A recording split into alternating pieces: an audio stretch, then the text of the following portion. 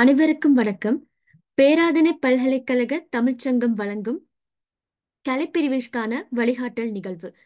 இன்றைய சமூகத்தில் மாணவர்கள் தமது கற்கையை தெரிந்தெடுக்க வேண்டிய முறை தொட்டு எதிர்காலத்தில் தமது வாழ்வியலை கட்டமைக்க வேண்டிய ஒரு நிர்பந்தத்தில் இருக்கிறார்கள் என்ற அடிப்படையில் அவர்களை நெறிப்படுத்த வேண்டும் என்கின்ற காலத்தின் கட்டாயத்தை கருத்தில் கொண்டு இந்நிகழ்வானது பேராதனை பல்கலைக்கழக தமிழ்ச்சங்கத்தினால் உருவாக்கப்பட்டுள்ளது.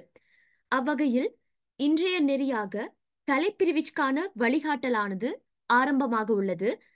அதன் அடிப்படையில் கலைப்பிரிவிற்கான வழிகாட்டல்தனை வழங்குவதற்காக விதுஷன் சமூக வலைத்தள ஆய்வாளர் அண்ணா உங்களை வரவேற்கின்றோம். இனி இந்த களம் உங்களுக்கானது. ஓகே, நன்றி தங்கச்சி. ஸ்டார்ட் பண்ணுறேன். அனைவருக்கும் மீண்டும் ஒரு முறை வணக்கம்.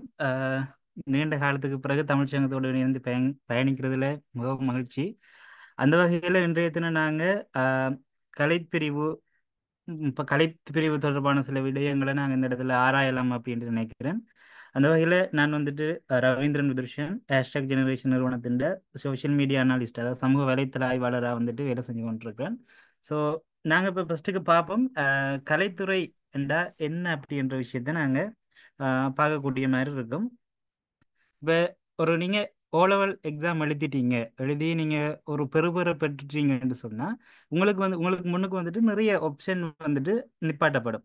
கலைப்பிரிவு, வணிகப் பிரிவு, உயிரியல் விஞ்ஞான பிரிவு, பௌதிக விஞ்ஞான பிரிவு, பொறியியல் தொழில்நுட்பம், அதாவது தொழில்நுட்ப பிரிவுன்னு சொல்லி உங்களுக்கு சில பாடப்பிரிவுகள், அதாவது நாங்கள் சொல்லுவது சிஸ்டம் அப்படின்னு சொல்லி, அதாவது ஸ்ட்ரீம், ஒவ்வொரு ஸ்ட்ரீம் வந்துட்டு எங்களோட கண்ணுக்கு முன்னுக்கு கொண்டு வந்து நிப்பாட்டப்படும். அப்போ இதிலிருந்து நாங்கள் எந்த பாடத்தை தெரிவு செய்யணும் அப்படின்றது எங்களுக்கு ஒரு பெரிய குழப்பமா இருக்கும். ஏன்னா இப்போ சொந்தக்காரர்கள் சொல்லுவாங்க, நீ பயோ படி, அப்பதான் நீ டாக்டர் ஆகலாம் அப்படின்னு சொல்லுவாங்க.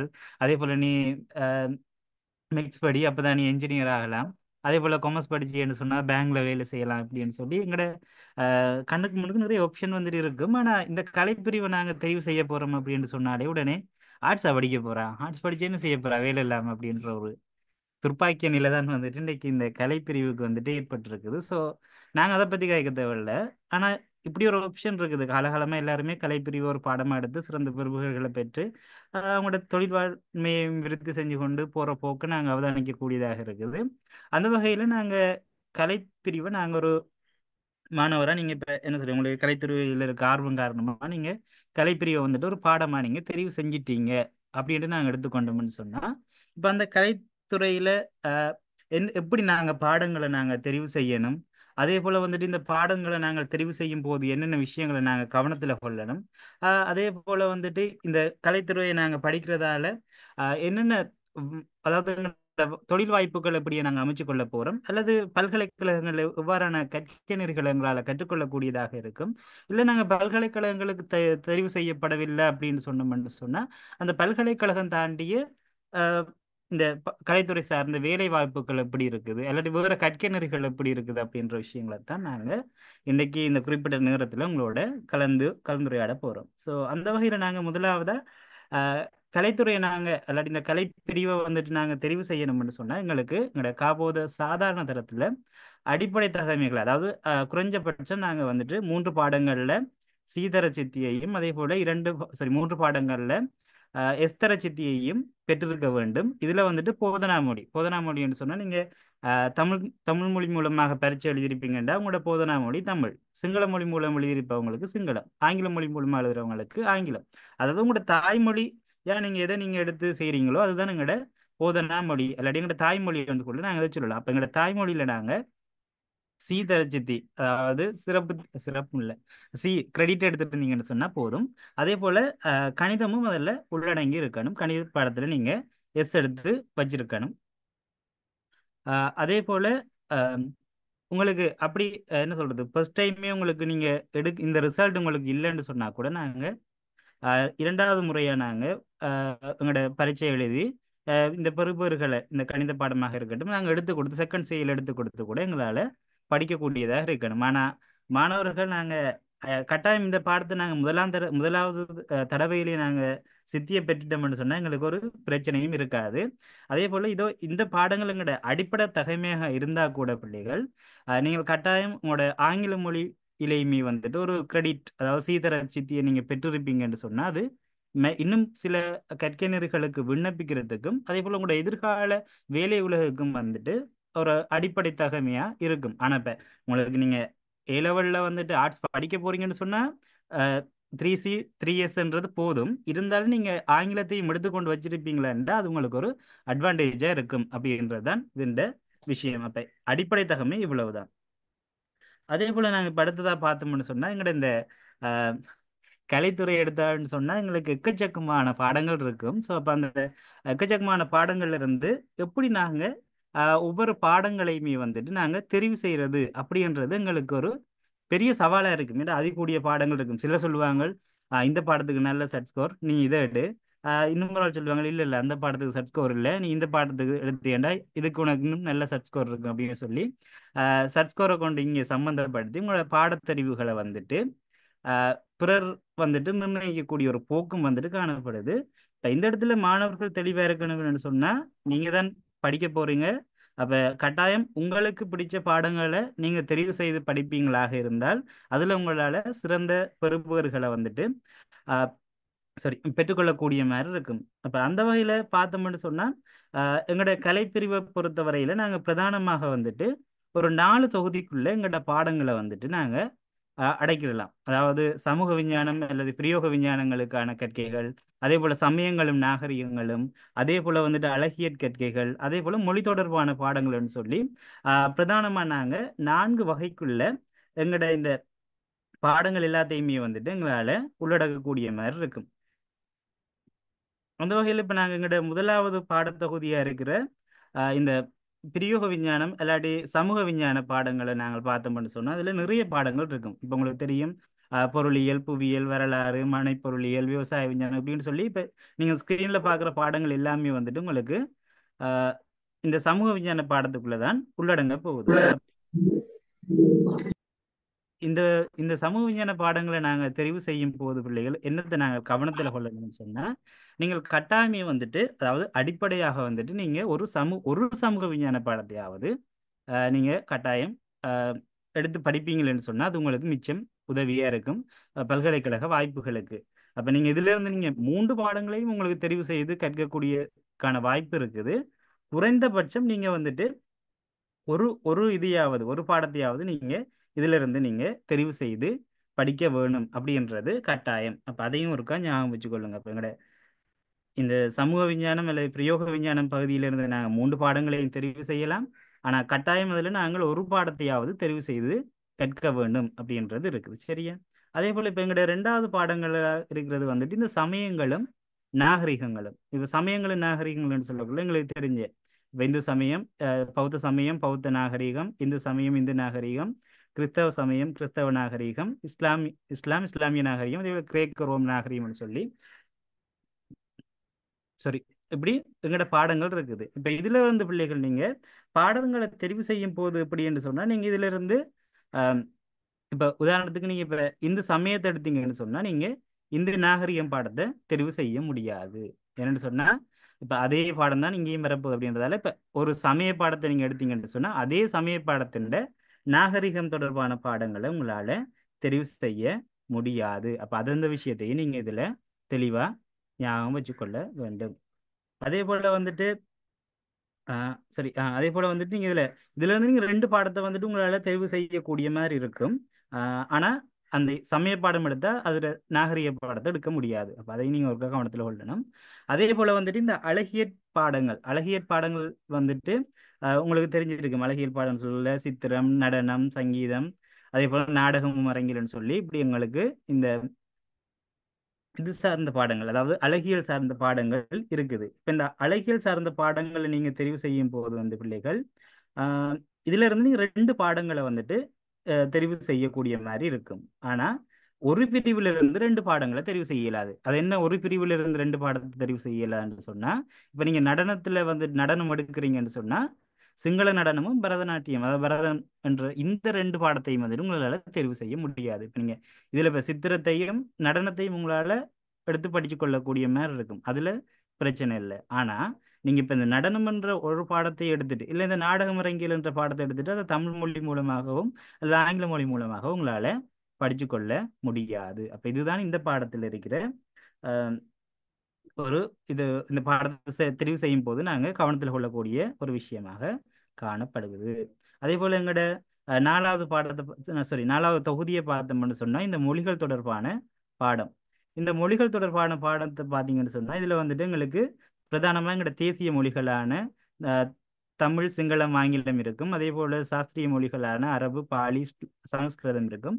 அதே போல வந்துட்டு வெளிநாட்டு மொழிகளான சீன மொழி, பிரான்ஸ், ஜெர்மன், ஹிந்தி, ஜப்பான் மொழி, மலாய், ரஷ்யான் அப்படின்னு சொல்லி எங்களுக்கு வந்து பாடங்கள் இருக்கும். இப்போ இந்த பாடங்களை நீங்க தெரிவு செய்யும் போது வந்து பிள்ளைகள் ஆஹ் இதுல இருந்து நீங்க ஆக கூடுதலா வந்துட்டு உங்களால 2 பாடங்களை மட்டும்தான் தெரிவு செய்ய முடியும். அப்படி தெரிவு செய்யும் போது கூட இப்ப தேசிய மொழியில வந்துட்டு நீங்க 2 மொழியை எடுத்து படிக்க இயலாது. அதாவது இப்ப தமிழையும் ஆங்கிலத்தையும் வந்துட்டு உங்களால எடுத்து, அதாவது 3யுமே வந்துட்டு ஒரே நேரத்துல உங்களால தெரிவு செய்து படிக்க முடியாது. அப்ப இதுல இருந்து நீங்க ஒரு பாடம் இல்ல இதுல இருந்து ஒரு பாடம்னு சொல்லி உங்களால எடுத்துக்கொள்ளக்கூடிய மாதிரி இருக்கும். இந்த பகுதியிலிருந்து உங்களால வந்துட்டு 2 பாடங்களை மட்டும்தான் தெரிவு செய்யக்கூடிய மாதிரி இருக்கும். அப்ப அந்த பாடங்களை நீங்க தெரிவு செய்யும் போது மாணவர்கள் இதனையும் வந்துட்டு கவனத்துல கொள்ளணும்.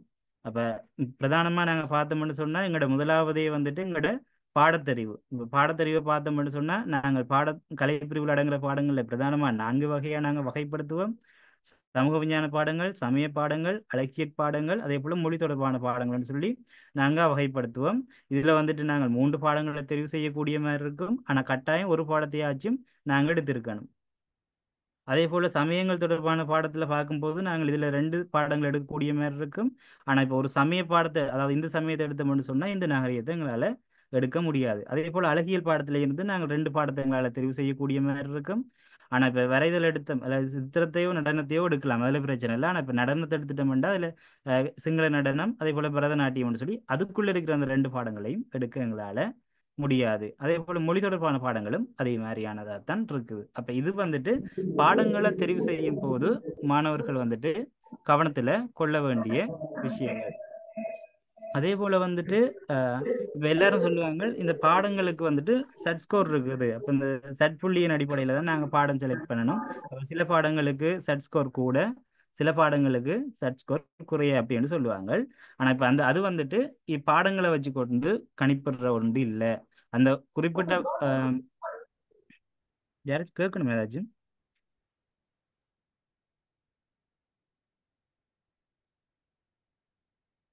ஓகே. இப்ப அந்த ஒரு பாடத்துக்கான சர்ச் புள்ளியை பார்த்தோம்னு சொன்னா அந்த குறிப்பிட்ட பாடத்துல இப்ப ஏன்ற ஒரு பாடத்தை நாங்க எடுத்தோம்னு சொன்னா அந்த ஏன்ற பாடத்துல தோற்றுகின்ற மாணவர்கள் எண்ணிக்கை உண்டு அதுல செல்வாக்கு செலுத்தும். அதே போல அதுல அதிகூடிய புள்ளியை பெற்ற மாணவர் அந்த மதிப்பெண் ஒரு அஹ், செல்வாக்கு செலுத்துற ஒரு காரணியா இருக்கும். அதே போல வந்துட்டு அந்த அதுல காட்டின திறமை என்று இடைவேளைகள், அதாவது இப்ப முதலாவது நபர் பெற்ற, இப்ப சிம்பிளா சொல்றேன், இது சரியானது இது இல்லை, உங்களுக்கு விளங்கணும்ன்றதுக்காக நாங்க சர்ச் ஸ்கோரை பார்த்தோம்னு சொன்னேன். அஹ் முதலாவது முதலாவது அதிகூடிய புள்ளிகளை பெற்ற மாணவருக்கும் அதே போல வந்துட்டு நாங்க, அதாவது இந்த பரீட்சையில தோற்ற மாணவர் பெற்ற அடைவுகள் இந்த அடிப்படையிலையும் மாணவர்கள் எண்ணிக்கையின் அடிப்படையிலே வச்சு கொண்டுதான் இந்த அதாவது சட் ஸ்கோர் வந்துட்டு தீர்மானிக்கப்படும். அப்ப அது ஒவ்வொரு வருஷமும் வந்துட்டு மாறிக்கொண்டு போகும் ஒவ்வொரு பாடங்களுக்கும். அப்ப போன வருஷம் ஒரு பாடத்துக்கு சட் ஸ்கோர் இருக்கும், சில நேரம் அடுத்த வருஷம் வந்துட்டு அந்த பாடத்துக்கான சட் ஸ்கோர் குறையலாம் கூடலாம். ஸோ அப்ப அது வந்துட்டு மாணவர்களோட எண்ணிக்கை, பெறுற மதிப்பெண், அந்த அடைவுகள் அதை வச்சு கொண்டு தீர்மானிக்கப்படுறது. ஸோ மாணவர்கள் இப்போ இந்த பாடத்துக்கு தான் சட் ஸ்கோர் கூடன்னு சொல்லிட்டு உங்களுக்கு கஷ்டமான பாடங்களை எடுத்து படிக்காம உங்களுக்கு நல்லா படிக்கக்கூடியதுக்கு இலகுவான பாடங்களையும், அதே போல மேலே நாங்கள் ஏற்கனவே சொன்ன மாதிரியான அந்த வரைமுறைகளுக்கு உட்பட்டு பாடங்களை தெரிவு செய்யறது மிக முக்கியமான ஒரு விஷயமா காணப்படுது. அதே போல இப்ப நாங்கள் இந்த பல்கலைக்கழகம் இப்போ பாடங்களை செலக்ட் பண்ணிட்டேன் என்று சொன்னால் இப்போ யூனிவர்சிட்டி எங்களுக்கு கிடைக்குமான்றது அடுத்த பெரிய கேள்வி. அப்போ அதுக்கு தான் நாங்கள் இப்போ பல்கலைக்கழக மானியங்கள் ஆணைக்குழுவின் தரவுகளின் அடிப்படையில் பார்த்தோம்னு சொன்னால் ஒவ்வொரு வருஷமும் பல்கலைக்கழக மாணவர்கள் எண்ணிக்கை வந்துட்டு அதிகரித்து கொண்டு தான் போகுது. அப்போ பல்கலைக்கழக வாய்ப்புகளும் வந்துட்டு வருஷா வருஷம் கூடிக்கொண்டு தான் போகுது அப்படின்றத கூட நாங்கள் இதிலிருந்து எங்களுக்கு தெரிஞ்சு கொள்ளக்கூடிய மாதிரி இருக்கும். அதே போல் இப்போ நிறைய பேர் சொல்கிறது கலைத்துறையை நாங்கள் படிச்சிட்டோம்னு சொன்னால் எங்களுக்கு பல்கலைக்கழக வாய்ப்பு குறைய அப்படி இப்படின்ட்டுலாம் சொல்லுவாங்க. ஆனால் இப்போ அதிகூடிய மாணவர்கள் சித்தி பெறுற அல்லது சித்தி அடைகிற ஒரு ஒரு துறையா இல்லாட்டி ஒரு பிரிவாக காணப்படுறது கலைத்துறை இருக்குது. இப்போ நீங்கள் இந்த கிராஃபை பார்த்தீங்கன்னு சொன்னால் உங்களுக்கு விளங்க ஒவ்வொரு ஸ்ட்ரீமும் இதில் இருக்குது. இப்போ ஆர்ட்ஸில் தான் வந்து அதிகளவான மாணவர்கள் பாஸ் பண்ணுறாங்க. அதாவது பாஸ் பண்ணுறாங்கன்றது இதில் மீனிங் 3 பாடங்களும் சித்தி அடைகிறாங்க தான். ஆனால் அதில் யூனிவர்சிட்டி போராக்கள் எண்ணிக்கையை பார்த்தீங்கன்னு சொன்னால் இந்த ப்ளூ கலரில் காட்டப்பட்டிருக்குது. ஸோ அப்போ ஓவராலாக நாங்கள் இப்போ எல்லா ஸ்ட்ரீமோட ஒப்பிட்டு பார்க்கக்குள்ள கிட்டத்தட்ட எல்லாத்தையும் ஒப்பிடக்குள்ள கலைப்பிரிவில் இருந்து தான் அதிகூடிய அளவான மாணவர்கள் பல்கலைக்கழகங்களுக்கு உள்ளீர்ப்பு செய்கிறாங்க அப்படின்றத இதன் மூலமாக எங்களுக்கு அறியக்கூடிய மாதிரி இருக்குது. அதே போல் வந்துட்டு இன்னும் ஒரு ஸ்க்ரீன் இதில் பார்த்தீங்கன்னு சொன்னால் பால்நிலை அடிப்படையில் இதில் தந்திருக்குது. இப்போ இதில் கூட நீங்கள் பார்த்தீங்கன்னு சொன்னால் ஆர்ட்ஸ் அண்ட் லோ தான் வந்துட்டு அதிகளவான மாணவர்கள் அதாவது பல்கலைக்கழகங்களுக்கு உள்வாங்கப்படுறாங்க அப்படின்ற விஷயத்தையும் எங்களால் பார்த்துக்கொள்ளக்கூடியதாக இருக்கும். அப்போ ஆர்ட்ஸ் படித்தா யூனிவர்சிட்டி கிடைக்காது வேறு இல்லை என்ற கதையை நாங்கள் சொல்லிக்கொண்டு இருக்கக்கூடாது. இப்போ அதே போல் இப்போ இந்த ஒவ்வொரு கோர்ஸ் ஒவ்வொரு யூனிவர்சிட்டியில் இருக்கிற ஒவ்வொரு கற்கனரிகள் தொடர்பாக நாங்கள் பார்த்தோம்னு சொன்னால் கூட அதுலேயுமே பெண்களோட சதவீதம் பெண்களோட எண்ணிக்கை அதே போல் வந்துட்டு மொத்தமாக எத்தனை பேர் அந்த பல்கலைக்கழகங்களுக்கு தெரிவு செய்யப்படுறாங்க அப்படின்ற விஷயங்களையும் உங்களுக்கு ஓவராலாக இதில் பார்த்துக்கொள்ளக்கூடியதாக இருக்கும். இப்போ இதில் கூட நீங்கள் பார்த்தீங்கன்னு சொன்னால் கலைப்பிரிவில் இருந்து தான் அதிகூடிய மாணவர்கள் வெவ்வேறான கற்கனர்களுக்கு தெரிவு செய்யப்படுறாங்க. அதாவது ஒரு பல்கலைக்கழகங்களின் அடிப்படையில். அப்போ இதை வச்சு கொண்டு நீங்கள் பார்க்கலாம் எந்தெந்த யூனிவர்சிட்டியில இருந்து கலைப்பிரிவுக்கு அதிகூடிய மாணவர்கள் தெரிவு செய்கிறாங்க அப்படின்ற விஷயங்களை கூட இதிலிருந்து உங்களால் பார்த்து கொள்ளக்கூடிய மாதிரி இருக்கும். அதே போல் நாங்கள் இப்போ எங்களோட கலைப்பிரிவை வந்துட்டு தெரிவு செய்து எங்களுக்கு அந்த என்ன சொல்கிறது எங்களோட யூனிவர்சிட்டிக்கு போகிறதுக்கான ரிசல்ட் எங்களுக்கு கிடைச்சிட்டு இப்போ ரிசல்ட்னு சொல்லக்குள்ள ஒரு ஆள் யூனிவர்சிட்டிக்கு அப்ளை பண்ணணும்னு சொன்னால் கட்டாயம் அவங்க 3 பாடத்துலையும் அவருக்கு எஸ் இருந்தாலே போதும் 3 பாஸ் ப்ளஸ் அதோட வந்துட்டு நீங்களோட ஜென்ரல் நாலேஜில் வந்துட்டு 30க்கு மேற்பட்ட புள்ளிகளை பெற்றிருக்கணும். இப்போ இது ரெண்டையுமே பெற எல்லாருமே வந்துட்டு என்ன செய்யலாம்னு சொன்னால் யூனிவர்சிட்டிக்கு அப்ளை பண்ணிடலாம். அப்ளை பண்ணிடலாண்டி இல்லை 3 பாஸும் 30 3 பாஸ் இருந்தாலும் நீங்கள் எல்லாருமே வந்துட்டு பல்கலைக்கழகங்களுக்கு விண்ணப்பிக்கிறதுக்கு தகுதியானவர்கள் தான். இப்போ உங்களுக்கு ஏற்ற சில கற்கனர்களை நாங்கள் விண்ணப்பிக்கிற நேரம் எங்களுக்கு அந்த சட் ஸ்கோர் வந்துட்டு பின்னுக்கு இருந்தால் கூட பல்கலைக்கழகத்துக்கான வாய்ப்புகள் வந்துட்டு கிடைக்கும். அப்போ அதுக்காக 3 பாஸ் எடுக்கிற எல்லாருமே என்ன செய்யலாம் யூனிவர்சிட்டிக்கு அப்ளை பண்ணி கொண்டு போகலாம். அதே போல் இப்போ கலைத்துறையை பார்த்தீங்கன்னு சொன்னால் எங்களுக்கு அதிகளவான பாடங்கள் இருக்கிற மாதிரி எங்களுக்கும் அதிகளவான பல்கலைக்கழகங்களில் கற்கனரிகள் காணப்படுது. இப்போ பிரதானமாக கலை என்றது அதாவது ஆர்ட்ஸ் என்ற கோர்ஸ் எடுத்தோம்னு சொன்னாலே அது கொழும்பு அதே போல் பேராதனை கலனி ஸ்ரீ ஜெயவர்த்தனபுர ருகுணு அதே போல் யாழ் பல்கலைக்கழகம் கிழக்கு பல்கலைக்கழகம் தென்கிழக்கு பல்கலைக்கழகம் ரஜரட்ட பல்கலைக்கழகம்னு சொல்லி இந்த பல்கலைக்கழகங்களில் கலை என்ற ஒரு தனியான ஒரு கற்கனர் இருக்குது. இப்போ உங்களுக்கு எல்லாருக்குமே தெரிஞ்சிருக்கும். இப்போ நாங்கள் கலை என்ற ஒரு பெரிய ஒரு கலை என்ற பெரிய ஒரு கோர்ஸை நாங்கள் செலக்ட் பண்ணால் கூட அதுக்குள்ள நிறைய பாடங்களை நாங்கள் யூனிவர்சிட்டியில் போய் படித்து கொள்ளலாம். இப்போ உதாரணத்துக்கு எங்களோட பேராதனை பல்கலைக்கழகத்தை நாங்கள் எடுத்தோம்னு சொன்னால் பேராதனை பல்கலைக்கழகத்தில் கலை பீடத்தில் நாங்கள் இப்போ கலை என்ற அந்த கோர்ஸுக்கு தான் செலக்ட் ஆகுவோம். இப்போ கலைத்துறைக்குள்ளே போனோம்னு சொன்னால் அங்கே 17 டிபார்ட்மெண்ட் இருக்குது. மேனேஜ்மெண்ட்டோட சேர்த்து நாங்கள் 18 வகையான பாடங்களை வந்துட்டு எங்களுக்கு கற்கக்கூடிய வாய்ப்பு இருக்குது. அதே போல் இப்போ ஒவ்வொரு யூனிவர்சிட்டிலையும் வந்துட்டு ஒவ்வொரு வகையான பாடங்கள் இருக்குது. அப்போ கிட்டத்தட்ட இப்போ இது ஒரு வெளியிலேருந்து பார்க்கும்போது ஒரு கோர்ஸ் தான். இப்போ இதுக்குள்ளே நிறைய பாடங்களை ஆட் பண்ணி கொள்ளலாம். இப்போ தமிழ் அதே போல் புவியியல் வரலாறு அதே போல் எங்களோட பொருளியல் இப்படின்னு சொல்லி நிறைய பாடங்கள் ஒவ்வொரு யூனிவர்சிட்டிகளையும் ஒவ்வொரு கோர்சஸாக இருக்குது. அப்போ கலைன்றது பெரிய ஒரு பாஸ்கெட், அந்த பாஸ்கெட்டுக்குள்ள குட்டி குட்டி போல் மாதிரி நிறைய பாடங்கள் இருக்குது அப்படின்றத மாணவர்கள் தெளிவாக விளங்கிக் கொள்ளணும். அதே போல் ஸ்ரீபாலி வளாகத்தில் இருக்குது.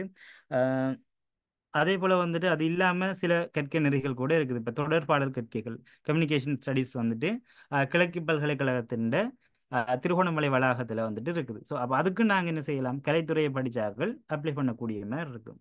அதே போல் சமாதானமும் மோதல் தீர்த்தலும் இது வந்து கலனி யூனிவர்சிட்டியில் இருக்குது.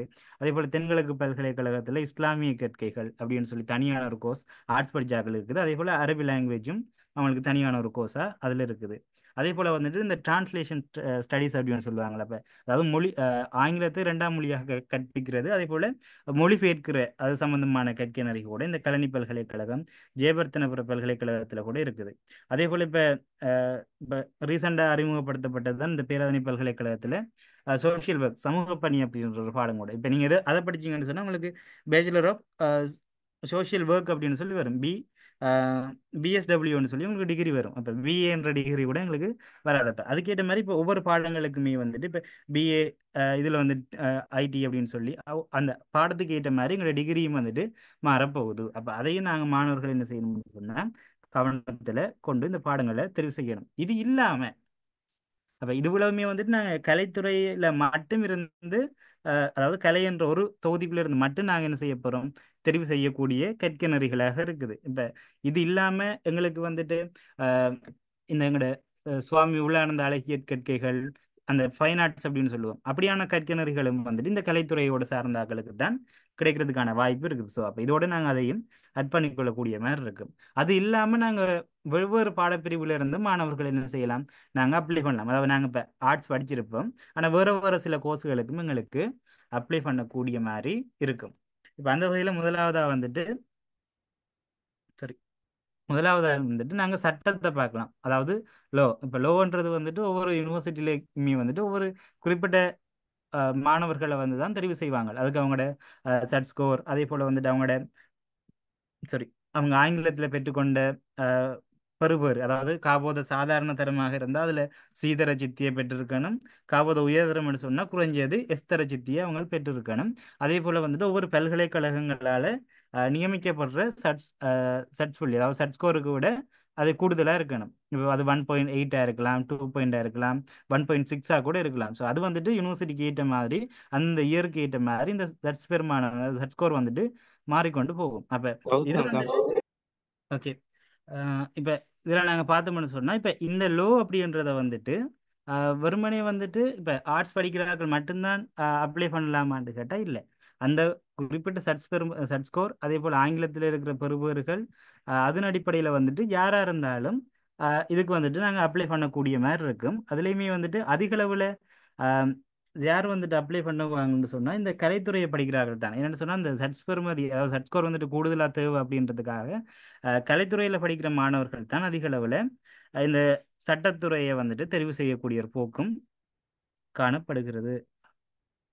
ஓகே. அதே போல் வந்துட்டு இது இல்லாமல் வேறு பாடங்கள், இப்போ மொரட்டோ யூனிவர்சிட்டியில் இருக்கிற இந்த இன்ஃபர்மேஷன் டெக்னாலஜி, அதே போல் வந்துட்டு கலனி யூனிவர்சிட்டியில் இருக்கிற இந்த முகாமைத்துவமும் தகவல் தொழில்நுட்பமும், அது இப்படி என்று சொல்லி இதில் பார்த்தீங்கன்னு சொன்னால் கிட்டத்தட்ட 40 வகையான அஹ், பாடநெறிகள், அதாவது கற்கனறிகளுக்கு வந்துட்டு கலைத்துறையை படிக்கிற மாணவர்கள் அப்ளை பண்ணலாம். ஆனால் அதில் சின்ன சின்ன விஷயங்கள் இருக்குது. அதாவது உங்களுக்கு இப்போ சில நேரம் வந்துட்டு ஆட்டிடியூட் எக்ஸாம் வைப்பாங்க, அதே போல் இங்கிலீஷில் ரிசல்ட் பார்ப்பாங்க, சில நேரம் மேக்ஸில் ரிசல்ட் பார்ப்பாங்க, தமிழில் பார்ப்பாங்க. அப்படின்னு சொல்லி இந்த பாடங்களுக்கு வந்துட்டு சில சில வரைமுறைகளும் வந்துட்டு இருக்குது. இப்போ இதில் நான் பாருங்க, நான் இதில் காட்டுறேன் உங்களுக்கு நிறைய பாடங்கள் இருக்குது அப்படின்ற விஷயங்களை இதில் நீங்கள் தெரிஞ்சு கொள்ளக்கூடிய மாதிரி இருக்கும்.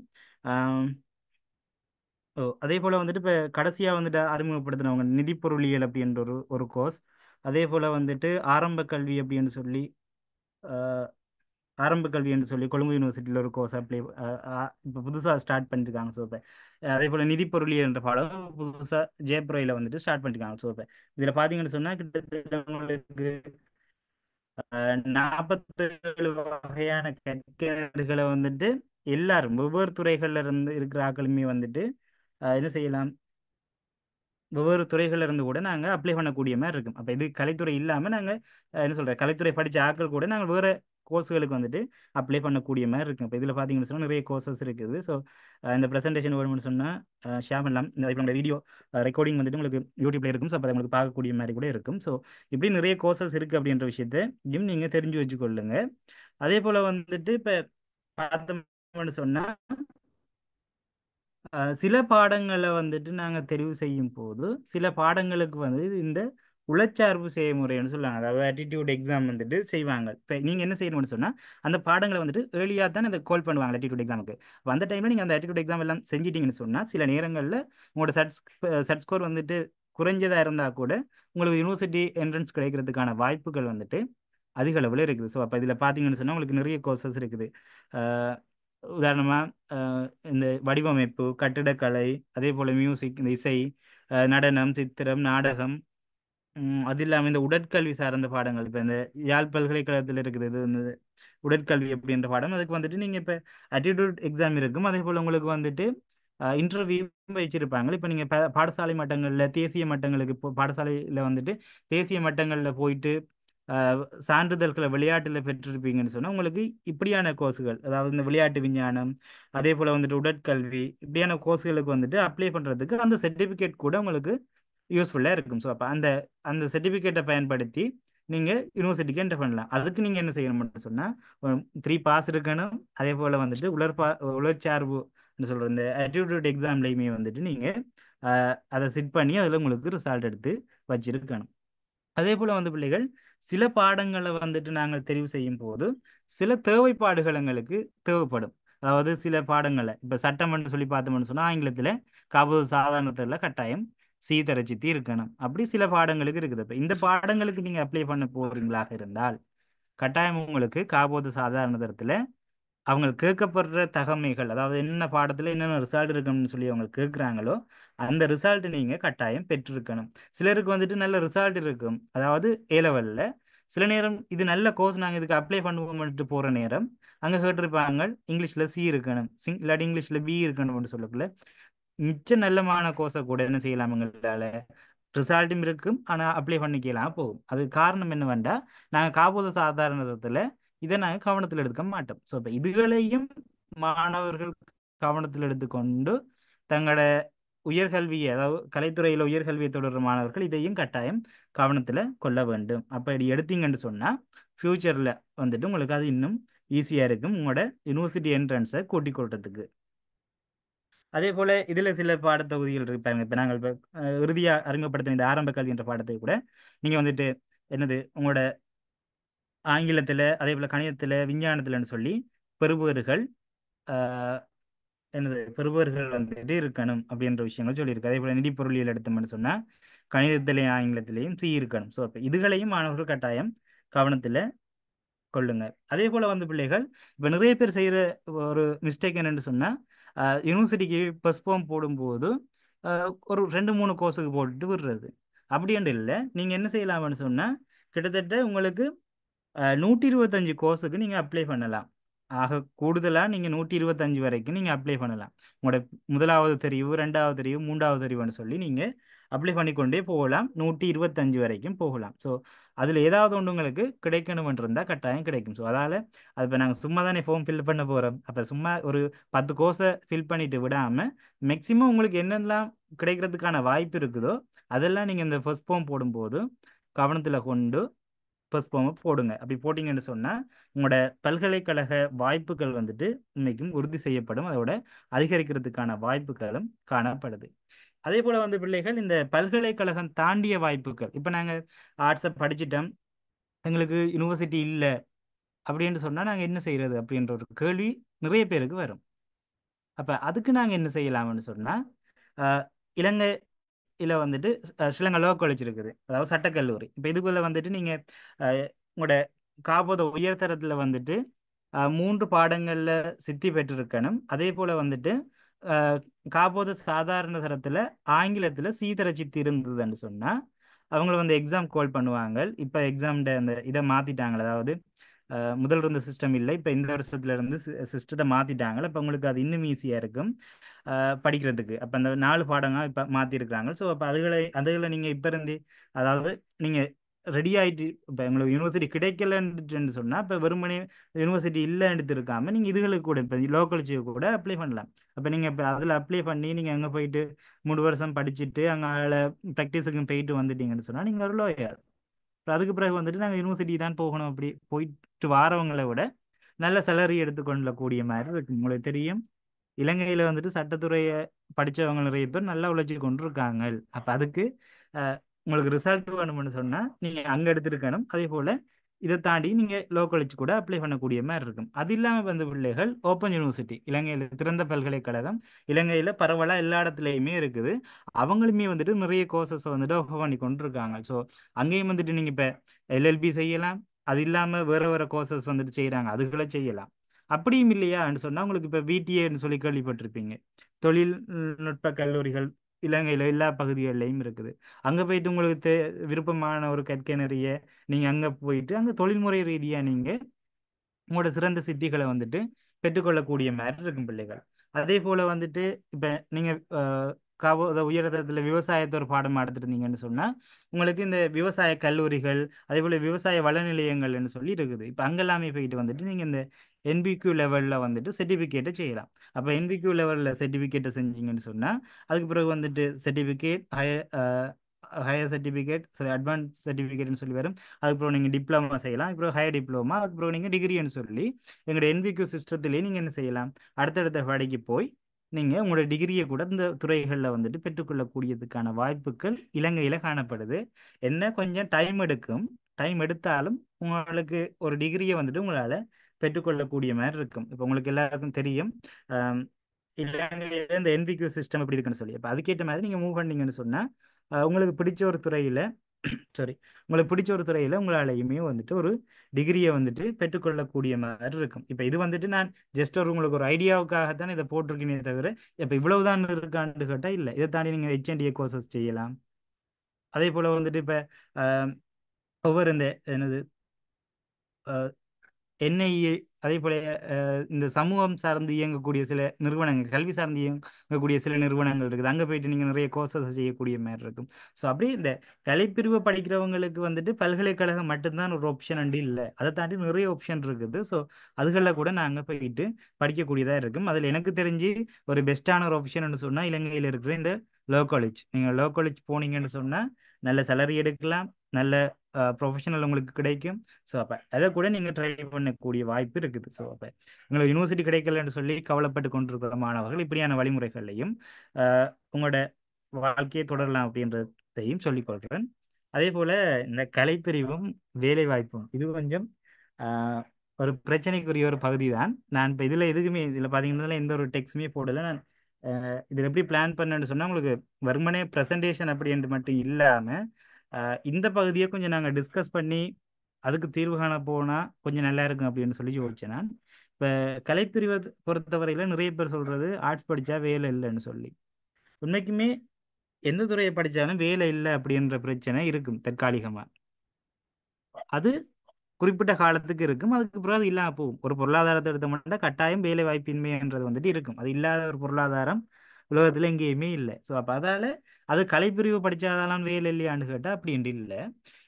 இப்போ இதோட உங்களுக்கு இன்னொரு விஷயத்தை சொல்லிட்டு இதுக்கு வரலாம் அப்படின்னு நினைக்கிறேன். இந்த பல்கலைக்கழகம் தாண்டிய வாய்ப்புகளில் இப்போ எங்களுக்கு தெரியும் தேசிய கல்வியற் கல்லூரிகள் நான் கொலிச்சப் எடியூகேஷனுக்கு வந்துட்டு அப்ளை பண்ணக்கூடிய மாதிரி இருக்கும். அதில் ஒரு பெரிய சோகமான கதை அப்படி என்னன்னு சொல்லி பார்த்தோம்னு சொன்னால் இந்த முறை வந்துட்டு இந்த கொலிச்சப் எடியூகேஷனுக்கு அப்ளை பண்ண பிள்ளைகளில் பெரும்பான்மையாக தமிழ் பேசுகிற மாணவர்கள் விட்டுருந்த பெரிய பிழையான ஒரு விஷயம் என்னன்னு சொன்னால் நல்ல பருப்புவர்கள் நல்ல சட்ஸ் புள்ளி இருந்தது 2 கூட இருந்தது 2.1.9 1.7 1.8 1.6ன்னு சொல்லி ஒரு பல்கலைக்கழகத்துக்கு விண்ணப்பிக்கக்கூடிய பெறுபவர்கள் மாணவர்கள்ட்ட இருந்தாலும் அவர்கள் பல்கலைக்கழகங்களை தெரிவு செய்யாம அவர்கள் கல்வியற் கல்லூரிகளை வந்து தெரிவு செஞ்சிருக்காங்க. அது காரணம் ஒன்று இலங்கையில வேலை இல்லை. அப்போ அதால் வந்துட்டு நாங்கள் கொலிச்சுக்கு போனால் குயிக்காக டீச்சர் வேலை எடுத்துடலாம் அப்படின்னு சொல்லிட்டு என்ன செய்யறது எங்கடாக்கள் ஒரு பிழையான ஒரு வழி நடத்தல இந்த கொலிச்சப் எடியூகேஷனுக்கு போய் சேர்றாக்கிற எண்ணிக்கை குறையுது. இப்போ இதால் யாருக்கு பாதிப்புன்னு சொல்லி பார்த்தோம்னு சொன்னால் இப்போ நீங்கள் 2 எடுத்தவங்களுக்கு தெரியும் கட்டாயம் யூனிவர்சிட்டியோ இல்லாட்டி கொலிச்சப் எடியூகேஷனோ கட்டாயம் கிடைக்கும்னு சொல்லி. ஆனால் இப்போ இந்த கொஞ்சம் ரிசல்ட்டில் இல்லாட்டி சர்ச் புள்ளியில் கொஞ்சம் பின்னுக்கு இருக்கிற பிள்ளைகளுக்கு இது பெரிய ஒரு பாதிப்பாக இருக்கும். ஏன்னா அவங்களுக்கு பல்கலைக்கழக வாய்ப்பும் கேள்விக்குறியா இருக்கும். அதே போல் இப்போ இப்படி நல்ல ரிசல்ட் எடுத்தாக்கள் யூனிவர்சிட்டிக்கு போகிற நேரம் யூனிவர்சிட்டிக்கு போகாமல் கொலிச்சப் எடியூகேஷனுக்கு போகிற நேரம் அவர்களுக்கு அந்த வாய்ப்பு அவர்களுக்கான வாய்ப்பு இங்கே மட்டுப்படுது. அப்போ இதில் இணைஞ்சிருக்கிற மாணவர்களுமே வந்துட்டு உங்களுக்கு உங்களுக்கு நல்ல சட் ஸ்கோர் கிடைச்சிதுன்னு சொன்னால் கட்டாயம் நீங்கள் முதலாவது தெரிவாக பல்கலைக்கழகங்களை தெரிவு செய்யுங்க. என்னதான் வேலை இல்லை பல்கலைக்கழகம் 4 வருஷம் படிக்கணும் அப்படி இப்படின்னு சொல்லி 1000 குறைகள் இருந்தாலும் 1000 குறைகள் சமூகத்தால் சொல்லப்பட்டாலும் ஒரு பட்டதாரி அப்படின்றது வந்துட்டு மிக பெருமதியானது. அதுலேயும் ஒரு குடும்பத்தில் முதலாவது பட்டதாரி அப்படின்னு சொன்னால் அது உண்மைக்குமே அது பெரிய ஒரு விஷயம். ஸோ அப்போ அதால் இப்போ இந்த நல்ல பெறுவர்கள் கிடைக்கிற மாணவர்கள் கட்டாயம் பல்கலைக்கழகங்களை உங்களோட முதல் தெரிவாக வச்சுக்கொள்ளுங்க. அப்படி பெறுவர்களில் கொஞ்சம் பிரச்சனை இருக்கிறார்கள் வந்துட்டு அல்லாட்டி அஹ், கொஞ்சம் குறைவான பெறுவர்கள் இருக்கிறார்கள் வந்துட்டு நீங்கள் கொலிச்ச எஜுகேஷன் அப்ளை பண்ணுறது நல்லதாக இருக்கும். அது இன்னொரு ஆள்ற வாய்ப்பையும் தட்டி பறிக்காத மாதிரி இருக்கும். ஸோ அப்போ அதனால் அது தெளிவாக நாங்கள் எல்லாரும் ஒரு அதில் ஒரு புரிதலோடு இருக்கணும். மற்றது பல்கலைக்கழகங்களில் போயிட்டு நீங்கள் டிகிரியை முடிச்சிட்டீங்கன்னு சொன்னால் இலங்கையில் கால் பண்ணுற நிறைய எக்ஸாம்ஸுக்கு உங்களால் அப்ளை பண்ணக்கூடிய மாதிரி இருக்கும். எஸ்எல்ஏஎஸ், எஸ்எல்இஎஸ், எஸ்எல்பிஎஸ், எஸ்எல்டிஎஸ்ன்னு சொல்லி அஹ், அப்படி நிறைய நிறைய கோர்சஸ், சாரி, நிறைய பரீட்சைகளுக்கு நாங்கள் முகம் கொடுக்கணும்னு சொன்னால் அதில் அடிப்படை தகமையாக இருக்கும். ஏதாச்சும் ஒரு பாடத்தில் வந்துட்டு நாங்கள் எங்களோட பேச்சுலர் டிகிரியை வந்துட்டு முடிச்சிருக்கணும். ஸோ அப்போ அதுக்கு நீங்கள் கொலிச்சப் எஜுகேஷன் போனீங்கன்னு சொன்னால் அந்த வாய்ப்புகள் உங்களுக்கு என்ன செய்ய போகுது, மட்டுப்படுத்தப்படுது. அப்போ அதால் கட்டாயம் உங்களுக்கு யூனிவர்சிட்டி போகிறதுக்கான ரிசல்ட் கிடைக்குமாக இருந்தால் கட்டாயம் நீங்கள் யூனிவர்சிட்டி போங்க. கொலிச்சன்றதை ரெண்டாவது ஆப்ஷனாக வைக்கிறது நல்லது. அதே போல் வந்துட்டு கலைத்துறையை பொறுத்தவரையில் வேலை இல்லையா, இல்லை வேலைகளுக்கு நாங்கள் தயாராக இல்லையா, இல்லை எங்கள்கிட்ட அந்த அபிலிட்டி இல்லையா அப்படின்னு சொல்லி நாங்கள் பார்த்தோம்னு சொன்னால் வேலைகள் இருக்குது. இப்போ இருக்கிற பிரச்சனை என்னன்னு சொன்னால் அரசாங்க வேலை தான் பிரச்சனை. கலைத்துறையில் படிக்கிற எல்லாருக்குமே வந்துட்டு வேலை இல்லைன்றது பிரச்சனை இல்லை, தங்களுக்கு அரசாங்கம் வேலை கொடுக்கலன்றதான் பிரச்சனை. நீங்கள் இன்றைக்கி நீங்கள் ஒரு நியூஸ் பேப்பர் எடுத்தீங்கன்னு சொன்னால் ஒவ்வொரு நாளும் வேலை வாய்ப்பு கால் பண்ணி கொண்டு தான் இருக்காங்க. அதே போல் நீங்கள் சோஷியல் மீடியாவை திறந்தீங்கன்னு சொன்னாலும் இந்த ஜாப் ஆப்பர்ச்சுனிட்டிஸ் வந்துட்டு வந்துருக்கு. இப்போ லிங்க்டின்ல போனீங்கன்னு சொன்னால் அதுவே வந்து கொண்டே இருக்கும். ஸோ அப்போ வேலைகள் இருக்குது, வேலைகளை நாங்கள் பெறுறதுக்கு தயாராக இல்லை. நாங்கள் என்னென்னா எங்களுக்கு அந்த ஆர்ட்ஸ் படித்தா டீச்சர், இல்லைன்னு சொன்னால் டிஓ அப்படின்ற ஒரு மைண்ட் செட்டில் தான் நாங்கள் வாழ்ந்து கொண்டு இருக்கிறோம். அது பிளண்ட் இல்லை, ஆனால் இருந்தாலும் அதை தாண்டி நிறைய வேலை வாய்ப்புகள் காணப்படுது. அதுகளையும் நாங்கள் தேடி பெற்றுக்கொள்ளணும். எப்படின்னு சொன்னால் இப்போ ஒரு வண்ணத்தி பூச்சி மாதிரி தான் வேலை அப்படின்னு சொல்லி சொல்லுவாங்க. அதை நாங்கள் ஒரு ஒரு வலையை எடுத்துக்கொண்டு துரத்தி கொண்டு போயிட்டு வண்ணத்தி பூச்சியை பிடிக்கலாம். அப்படி இல்லைன்னு சொன்னால் நாங்கள் வீட்டில் ஒரு தோட்டத்தை இல்லாட்டி ஒரு பூமரத்தை நாட்டி வச்சா கூட அந்த வண்ணத்தி பூச்சி எங்களோட வீட்டை தேடி வரும். இப்போ ரெண்டு ஆப்ஷன் இருக்குது, நாங்கள் எப்படி வேலையை பெற்றுக்கொள்ள போகிறோம்னு சொல்லி. இப்போ நாங்கள் முதலாவது பார்த்த மாதிரி நாங்கள் பூமரத்தை நாட்டி வைக்கிறோம்னு சொன்னால் அது என்னன்னு சொன்னால் எங்களோட திறமைகளை வந்துட்டு நாங்கள் வளர்த்துக்கொள்றது, எங்களோட ஆங்கில அறிவை நாங்கள் வளர்த்துக்கொள்றது, எங்களோட கம்யூனிகேஷனை வந்துட்டு நாங்கள் டெவலப் பண்ணுறது, நாங்கள் நெட்ஒர்க்கை க்ரியேட் பண்ணுறோம் எப்படின்றது, மற்றது ஒரு இன்டர்வியூக்கு எப்படி ஃபேஸ் பண்ணுறோம், அதே போல் எங்களோட ஆங்கில அறிவு எப்படி இருக்குது, பொது அறிவு எப்படி இருக்குதுன்னு சொல்லி. பொது அறிவுன்னு சொன்னால் சமூகத்தில் நடக்கிற விஷயங்கள் எல்லாம் எப்படி இருக்குன்றதை பார்த்து எங்களை நாங்களே டெவலப் பண்ணிக்கொள்றது. இப்போ நாங்கள் இதை நான் ஒரு குறையாக வந்துட்டு இந்த கலைத்துறையோட தொடர்படுத்தி சொல்லலை. பெரும்பாலும் நீங்கள் இந்த கலைத்துறையில் படிக்கிற மாணவர்களில் பெரும்பான்மையானாக்கள் எனக்கு தெரிஞ்சு நான் பார்த்த வரைக்குமே படிக்கிறது, பாடமாக்குறது, செமஸ்டருக்கு எழுதுறது, திரும்ப அதோட முடிஞ்சிடும். ஒரு ஐடி நாலேஜை நாங்கள் வளர்க்குறது இல்லை. அதே போல் வந்துட்டு இங்கிலீஷையும் வந்துட்டு நாங்கள் வளர்க்குறது இல்லை, கம்யூனிகேஷனை டெவலப் பண்ணுறது இல்லை. ஒரு ப்ரெசன்டேஷன் எங்களுக்கு செய்கிறேன்னு சொன்னால் பெரிய பிரச்சனையாக இருக்கும். ஸோ அப்படி எங்களோட சைடில் கலைத்துறையை படிக்கிற மாணவர்களோட சைடில் நிறைய பிரச்சனை இருக்கும். மற்றது ப்ராக்டிக்கலாக எதையுமே நாங்கள் வந்துட்டு பார்க்குறது இல்லை. இந்த இப்போ மெட்ட ஸ்ட்ரீம் படிக்கிறவங்களுக்கு வந்துட்டு ப்ராக்டிக்கல் இருக்கும். அவங்க இப்போ ஒரு டாக்டர்னு சொன்னால் அவங்க இப்போ கிளினிக் போவாங்க. அப்படி அவங்களுக்கு ப்ராக்டிக்கல் செஷன் வந்துட்டு கூட இருக்கும். இப்போ கலைத்துறையை படிக்கிறவங்களுக்கு ப்ராக்டிக்கல் இருந்து இல்லை, ஆனால் நாங்கள் என்ன செய்யலாம், அதை அடிஷனலாக வந்துட்டு அட் பண்ணிக்கொள்ளலாம். அப்போ அப்படி அட் பண்ணுற நேரம் வந்துட்டு எங்கள் டிமாண்ட், எங்களுக்கான கேள்வி வந்துட்டு அதிகரிக்கிற நேரம், நாங்கள் ஒரு இன்டர்வியூக்கு போகிற நேரம் அவங்க என்ன எங்களை வந்துட்டு உடனே எங்களை என்ன செய்யலாம், தெரிவு செய்யறதுக்கான வாய்ப்பு இருக்குது. ஸோ அப்போ அதை வந்துட்டு எல்லாருமே வந்துட்டு எல்லா கலைத்துறை சார்ந்து படிக்கிறவங்களுமே வந்துட்டு எங்களை நாங்கள் டெவலப் பண்ணி கொண்டோம்னு சொன்னால் வேலை வாய்ப்புன்றது வந்துட்டு ஒரு பெரிய ஒரு கஷ்டமே இல்லை. இலங்கையிலையும் சரி, இலங்கையை தாண்டிய வேலை வாய்ப்புகளும் அதிக அளவில் காணப்படுது. அப்போ இவ்வளவுதான் இதில் நான் ப்ரெசன்டேஷனாக வந்துட்டு கொண்டு வந்த விஷயங்கள் உங்கள்கிட்ட. ஏன்னா இப்போ கலைத்துறையை பற்றி நான் கதைக்கு போனேன் இப்படிலாம் காய்ச்சி கொண்டிருக்கலாம். ஸோ இப்போ இது வந்துட்டு நாங்கள் இப்போ ஒரு டிஸ்கஷனாக போகிறது நல்லம் அப்படின்னு சொல்லி நான் யோசிச்சேன் நான். ஸோ இப்போ நீங்கள் உங்களோட கேள்விகளை வந்துட்டு நீங்கள் இப்போ ஒரு ஆளாக கேட்டீங்கன்னு சொன்னால் இப்போ நாங்கள் அதை டிஸ்கஸ் பண்ணக்குள்ள எங்களோட ரெண்டு தரப்புக்குமே வந்துட்டு ஒரு ஒரு புரிதலை வந்துட்டு உருவாக்கக்கூடிய மாதிரி இருக்கும். ஸோ இப்போ இது வந்துட்டு உங்களுக்கான டைம், ஓவராலாக நீங்கள் உங்களோட கேள்விகளை கேட்கலாம். ஓகே, எனக்கு டிரெக்டாக ஒரு ஆள் செட் பண்ணியிருக்குது. என்னென்னு சொன்னால் 1.0 சட் ஸ்கோர் இருந்தால் எந்த ஆர்டருக்கு வந்துட்டு அப்ளை பண்ணணும் அப்படின்னு சொல்லி. இப்போ இதில் வந்துட்டு நாங்கள் இப்போ ஆர்டரை செலக்ட் பண்ணும்போது நாங்கள் வந்துட்டு நீங்கள் இப்போ என்ன பாடங்களை எடுத்தீங்க அப்படின்ற ஒரு விஷயத்தை நாங்கள் பார்க்கணும். மற்றது எந்த கோர்ஸுக்கு எங்களுக்கு அப்ளை பண்ண இயலும் அப்படின்றத பார்த்து அதுக்கேற்ற மாதிரி தான் நாங்கள் ஓர்டரை செலக்ட் பண்ணணும். என்னென்னு சொன்னால் இப்போ சில நேரம் 0.8 0.5 அப்படியானதுகளுக்கு கூட சில கோர்சஸ் வந்துட்டு கிடைக்கும். இப்போ உதாரணத்துக்கு சொல்லணும்னு சொன்னால் யாழ் பல்கலைக்கழகத்தில் இருக்கிற அந்த விளையாட்டு முகாமைத்துவம் அப்படின்ற ஒரு கோர்ஸ் இருக்குது. ஸோ அந்த கோர்ஸுக்கு வந்துட்டு 0.5ல கூட நாங்கள் அப்ளை பண்ணோம். அதே கோர்ஸ் வந்துட்டு சப்ரகமுவையில் இருக்குது.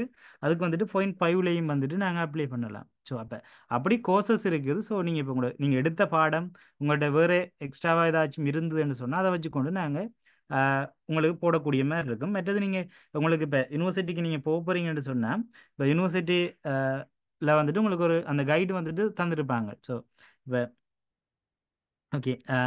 அந்த கைடை வந்துட்டு என்ன செய்யலாம், நீங்கள் பார்த்துட்டு அதில் இருக்கிற கோர்சஸ் இப்போ நீங்கள் பின்னாடி பார்த்தீங்கன்னா ஒவ்வொரு கோர்ஸ் அதுக்குரிய என்னென்ன தேவைப்பாடுகள், இப்போ என்னென்ன ரிசல்ட் நீங்கள் வச்சிருக்கணும் எடுத்திருக்கணும், அதே போல் வந்துட்டு அதுக்கான யூனிக் கோடுன்றது இருக்கும். அப்போ அதை பார்த்து உங்களுக்கு எது எது சரி வருமானன்றதை நீங்கள் தான் செலக்ட் பண்ணணும். நீங்கள் செலக்ட் பண்ணிவிட்டு அந்த ஆர்டரில் அப்ளை பண்ணீங்கன்னு சொன்னால் உங்களுக்கு யூனிவர்சிட்டி வாய்ப்புகள் வந்துட்டு கிடைக்கும். அதே போல் ஒரு ஆள் மை அம்பிஷன் லோயர்னு போட்டிருக்காங்க. வாழ்த்துக்கள். அதுக்கேற்ற மாதிரி நீங்கள் இப்போ இருந்தே ரெடி ஆனீங்கன்னு சொன்னால் கட்டாயம் உங்களாலையும் லோயராக ஆக இயலும். ஓகே, ஒரு ஆள் கேட்டிருக்காங்க ஹயமெக்ஸ் எடுக்கலாமான்னு சொல்லி. ஹயமெக்ஸ் நீங்கள் மென்ஷன் பண்ணுறது நீங்கள் நான் நினைக்கிறேன் டபுள் மிக்ஸ் அப்படின்னு சொல்லி இணைந்த கணிதம் அப்படின்றது தான் நீங்கள் மென்ஷன் பண்ணுறீங்கன்னு நினைக்கிறேன். ஸோ எடுக்கலாம், எடுக்க இயலாண்டு இல்லை. ஆனால் நீங்கள் இந்த கலைத்துறை சார்ந்த பாடங்களை நீங்கள் தெரிவு செஞ்சீங்கன்னா உங்களுக்கு இலகுவாக இருக்கும் படிக்கிறதுக்கு. இப்போ உங்களுக்கு இப்போ உங்களுக்கு ஈஸியாக இருந்த நான் இந்த பிள்ளையா சொல்கிறனோ தெரியல. ஆனால் இப்போ உங்களுக்கு இன்ட்ரெஸ்ட் இருந்தால் நீங்கள் எடுத்து படிக்கலாம், அதில் பிரச்சனை இல்லை. ஆனால் இப்போ அது வந்துட்டு இப்போ மெக்ஸில் படிக்கிறவங்களுக்கு இன்னும் இலகுவாக இருக்கும். இப்போ உண்மையை சொல்லணும்னு சொன்னால் மெக்ஸ் படிக்கிறவங்க சிலரே டபுள் மேக்ஸ் எடுத்து படிக்க மாட்டாங்க. ஸோ அப்போ நாங்கள் கலைத்துறையில் 2 பாடத்தை எடுத்துட்டு டபுள் மேக்ஸ் எடுக்க போகிறோம்னு சொன்னால் அது எந்தளவு சாத்தியம்னு எனக்கு தெரியல.